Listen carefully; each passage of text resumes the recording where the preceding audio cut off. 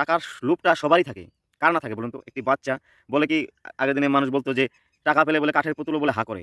তো এই যুগের ছোট বাচ্চারাও হা করে টাকায়। এটা ছোট বাচ্চারাও মানে কাঠের পুতুল তো এটা কিছু বোঝে না ওরা। ওটারই বলছে যে কাঠের পুতুলও হা করে। তো কাঠের পুতুল কোনটা? যে ছোট বাচ্চারা। যে ছোট বাচ্চারাও দেখবেন আজকালের পয়সা দিলে হা বাহ! বাহ! পয়সা ওইটা। মানে বলবেন না আর পয়সা পেলে সব বন্ধুত্ব সবকিছু মানে বিচ্ছিন্ন হয়ে যায় বন্ধুরা। তো বন্ধুরা মেইন পরিচয় হলো আজকালের লেনদেনে হয়।